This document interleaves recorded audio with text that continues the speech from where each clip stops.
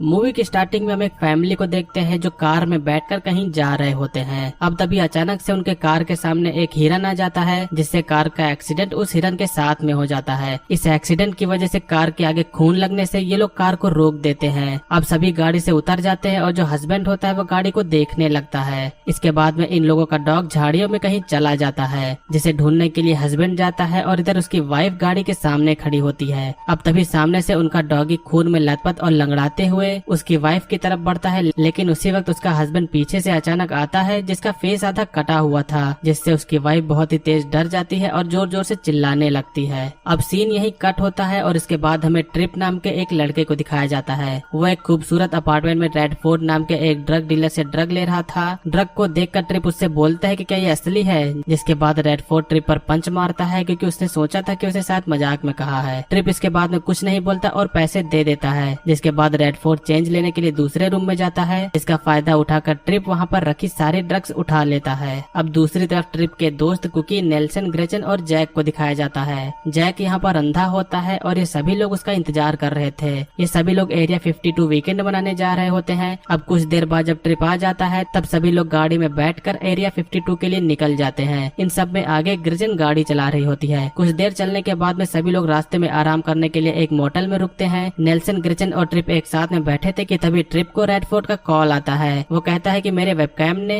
तुम्हें ड्रग्स की चोरी करते हुए पकड़ लिया है। अगर तुम जिंदा रहना चाहते हो तो वो ड्रग्स एरिया 52 में आकर वापस कर दो। ये सुनकर ट्रिप डर जाता है। नेल्सन पूछता है कि किसका फोन था, तो ट्रिप रॉन्ग नंबर बोलकर इस बात को टाल देता है। अब फिर सब लोग एरिया 52 की ओर बढ़ने लगते हैं, लेकिन तभी ट्रिप सबको ड्रग दिखाता है, जिस पर ग्रेचन भड़क जाती है और गाड़ी रोककर ट्रिप को गाड़ी से उतरने को बोलती है। इसके रिप्लाई में ट्रिप कहता है कि तुम मुझे इस सुनसान जगह पर अकेला नहीं छोड़ सकती। ये सब देखकर कुकी कहती है कि तुम लोग अपना मामला निपटाओ, तब तक मैं वॉशरूम कर आती हूँ, और वो वॉशरूम करने के लिए चली जाती है। ट्रिप अभी भी ग्रेचन को समझा रहा होता है, जिसके बाद में वो बोलती है कि मैं तुम्हें सिर्फ एक मोटल तक छोड़ सकती हूँ। ट्रिप इस बात के लिए एग्री हो जाता है और इसके बाद में वो कॉल करने के लिए नेटवर्क ढूंढने लगता है, लेकिन इस इलाके में कोई भी नेटवर्क नहीं मिल रहा था। अब तभी अचानक से एक जोरदार भूकंप आता है, लेकिन सभी लोग इसको नजरअंदाज कर देते हैं। इसके बाद अब सभी लोग वहाँ से आगे बढ़ते हैं। इसके बाद में ये लोग कुछ दूरी पर एक गैस स्टेशन पर रुकते हैं। इस गैस स्टेशन पर आने के बाद में वो सभी लोग ट्रिप को छोड़कर आगे जाने लगते हैं, लेकिन गाड़ी तभी बीच में ही रुक जाती है और स्टार्ट नहीं होती है। इसके बाद में ट्रिप और ग्रेचन गाड़ी को ठीक करने की कोशिश करते हैं और नेल्सन और कुकी दूसरी जगह पर बैठकर बातें करने लगते हैं। अब कुछ समय बाद में ट्रिप ने गाड़ी तो ठीक कर दी, लेकिन गाड़ी में पेट्रोल न होने की वजह से गाड़ी फिर भी नहीं चलती है और इस गैस स्टेशन में पेट्रोल भी नहीं था। वो स्टेशन पूरी तरह से सुनसान हो गया था और वहाँ पर कोई भी आता जाता नहीं था। इसके बाद अब यहाँ सभी लोग मोटल में मदद ढूंढ रहे होते हैं, लेकिन यहाँ उन्हें कोई भी नहीं मिलता।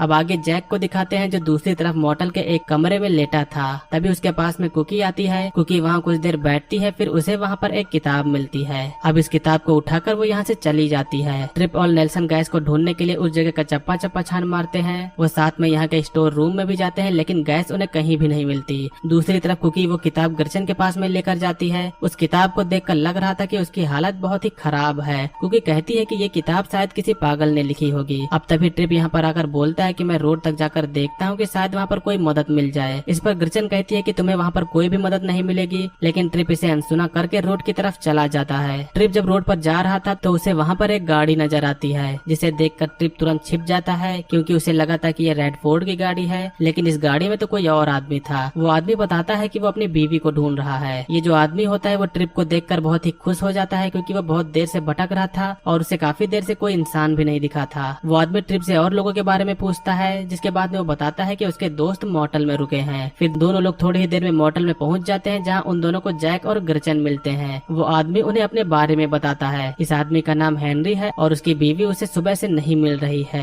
हेनरी को उसकी छाती में दर्द हो रहा था, तो वो वहाँ से अपनी वैन की तरफ निकल जाता है। वैन में पहुँचने के बाद में हेनरी को कुछ बदबू आने लगती है, जिसकी वजह से उसका दम घुटने लगता है और उसके बाद में उसकी सांसें रुक जाती हैं। दूसरी तरफ ट्रिप हेनरी की वैन से पेट्रोल को चुराने लगता है। अब तभी उसका फोन रिंग करता है, लेकिन सिग्नल नहीं होने के कारण बात नहीं हो पाती है। इसके बाद ट्रिप नेटवर्क ढूंढने के लिए छत पर चढ़ जाता है, लेकिन अचानक से उसके पीछे एक काला साया आ जाता है और ये सीन यहीं पर कट हो जाता है। अगले सीन में कुकी को दिखाते हैं जो बाथरूम की तरफ जा रही होती है। अब तभी वहाँ भी वो बदबू आती है, लेकिन कुकी इसे नजरअंदाज करके वहाँ से चली जाती है। अब कुकी बाथरूम के सीट में बैठी होती है, लेकिन अचानक से उसके नाक से खून आने लगता है। अब वो कुछ समझ ही पाती कि तभी सीट के अंदर से उसे कोई खींचने लगता है और इसके बाद में ग्राइंडर इसकी छाती के आर पार हो जाता है और वो वहीं पर मारी जाती है। दूसरी तरफ नेल्सन अपने कमरे में बैठा गाने सुन रहा होता है, जहाँ अचानक उसे कोई बेड के नीचे से खींचने लगता है, लेकिन वो खुद को बचाकर बेड के ऊपर खड़ा हो जाता है। जिसके बाद में वो टेस्ट के लिए पहले अपना जूता फेंकता है, जिसे ग्राइंडर पूरी तरह से फाड़ देता है। ये देखकर नेल्सन बुरी तरह डर जाता है और तुरंत एक कंबल ओढ़कर खिड़की के कांच को तोड़कर कमरे से बाहर कूद जाता है। लेकिन इसी दौरान एक कांच का टुकड़ा उसके गले में लग जाता है और वो वहीं पर मर जाता है। कांच के टूटने की आवाज इतनी तेज थी कि जैक और ग्रिचन भी वहाँ पर आ जाते हैं। नेल्सन को मरा हुआ देखकर ग्रिचन सभी को आवाज देती है, लेकिन कोई भी रिस्पॉन्ड नहीं करता और करे भी कैसे, कोई भी यहाँ पर अब बचा नहीं है। ग्रिचन जैक को लेकर वैन में जाती है, जहाँ उसे हेनरी मरा हुआ मिलता है। वो जैक को वहाँ पर बैठाती है ताकि वो वायरलेस से कोई मदद बुला सके और हेनरी की गन लेके वो बाकियों को ढूंढने के लिए निकल जाती है। जैक वैन में वायरलेस से मदद खोजने की कोशिश कर रहा था। दूसरी तरफ ग्रिचन कुकी के कमरे में जाती है और वो किताब देखने लगती है। अचानक ग्रिचन को कोई आवाज आती है, उसे सुनकर वो उसकी तरफ चली जाती है और अपनी गन को वहीं छोड़ देती है। ग्रिचन आवाज का पीछा करते करते एक कमरे में पहुंच जाती है, जहां उसे दीवार के पीछे कुछ लिखा हुआ दिखता है, जिसे देखकर ग्रिचन उसे पढ़ने लगती है। ये बहुत बड़ा रहस्य है, अंधेरे और रोशनी के बीच का, दिन और रात का, जिंदगी और मौत के बीच का। ग्रिचन को यह शब्द पढ़ के कुछ भी समझ नहीं आता। जैक दूसरी तरफ वैन से निकल जाता है और वो वैन से एक रस्सी बांधता है, जिसे पकड़कर वो आगे बढ़ने लगता है। जैक उस रस्सी को पकड़कर वैन से दूर आ चुका था, जहां उसे कुछ आवाजें सुनाई देती हैं। ग्रिचन दूसरी तरफ कमरे में वापस आती है, जहां उसकी गन गायब हुई थी। ये देखकर वो हैरान हो जाती है और उधर जैक डरकर वैन की तरफ वापस आने लगता है, लेकिन उसकी रस्सी किसी ने काट दी थी, जिससे वो अब बीच में ही फंस जाता है। ग्रिचन को दूसरी तरफ जैक वैन में नहीं मिलता, तो वो उसे ढूंढने के लिए निकल जाती है, जहाँ उसे जैक नजर आता है, जिसके पीछे वो काला साया खड़ा हुआ था, जो उसे मारने ही वाला था, लेकिन ट्रिप उस पर गोली चलाकर उसे बचा लेता है। इसके बाद में जैक और ग्रिचन ट्रिप के पास में आते हैं, जहाँ उन्हें ये पता चलता है कि वो काले साये ने ट्रिप के एक हाथ को काट दिया था। ट्रिप दोनों को लेकर स्टोर रूम में जाता है, जहाँ वो ग्रिचन को हथियार दे देता है, लेकिन तभी वो काला साया उन लोगों पर हमला कर देता है और ट्रिप उन दोनों को भागने को कहता है। अब इसके बाद में वो तभी ट्रिप के पेट में चाकू घोंप देता है। अब वो काला साया अपने ग्राइंडर से ट्रिप के पेट को पूरी तरह से फाड़ देता है। जैक दूसरी तरफ बहुत ही डर गया था, जिसके बाद में ग्रिचन उसे गाड़ी में बिठा देती है और हेनरी के गाड़ी से चुराए हुए पेट्रोल को अपनी गाड़ी में भरने लगती है। लेकिन अचानक से फिर से वही काला साया उसके पीछे आ जाता है, तो वो ट्रिप के दिए हुए हथियार से उस पर हमला कर देती है और गाड़ी में तुरंत बैठकर उसे स्टार्ट कर देती है। लेकिन वो काला साया अब गाड़ी के आगे आ जाता है, जिसे ग्रिचन गाड़ी से ठोक देती है और उसे लेकर हेनरी के वैन से टक्कर करवा देती है। गाड़ी में ग्रिचन और जैक दोनों लोग ठीक थे। अब वो दोनों वहाँ से आगे बढ़ जाते हैं। अब इसके कुछ ही देर बाद सूरज निकल आता है और ये लोग वहाँ से दूर निकल जाते हैं, लेकिन अचानक से वो काला साया फिर से आ जाता है। वो गाड़ी के छत को उखाड़ने लगता है। ग्रिचन उसे गिराने के लिए गाड़ी को तेजी से घुमाती है, लेकिन साथ में गाड़ी भी पलट जाती है, जिसके बाद में ग्रिचन और जैक घायल हो जाते हैं और वो दोनों गाड़ी में बेहोश हो जाते हैं। थोड़ी देर बाद अब कोई गाड़ी का शीशा तोड़कर ग्रिचन को बाहर निकालने लगता है और उसे सीपीआर दिया जाता है, जिसके बाद में ग्रिचन को होश आ जाता है। ये आदमी कोई और नहीं बल्कि रेडफोर्ड होता है। इसके बाद में अब वहाँ पर पुलिस आ जाती है, जिसके बाद में उन दोनों को मेडिकल सपोर्ट दिया जाता है। पुलिस को यहाँ पर हेनरी की बीवी भी मिलती है। वो उससे पूछताछ करते हैं तो ये पता चलता है कि हेनरी को हार्ट अटैक आया था। हमें यहाँ पर ये पता चलता है कि जब ग्रिचन ने गाड़ी रोकी थी, तभी हेनरी भी वही गाड़ी चला रहा था और हार्ट अटैक के कारण हेनरी अपनी वैन से इन लोगों की गाड़ी को टक्कर मार देता है और उसी वक्त ट्रिप, नेल्सन और कुकी की मौत हो जाती है। वो काला साया बस उनके आत्मा को मुक्ति दिलवा रहा होता है। जैक और ग्रिचन इसी एक्सीडेंट में घायल हुए थे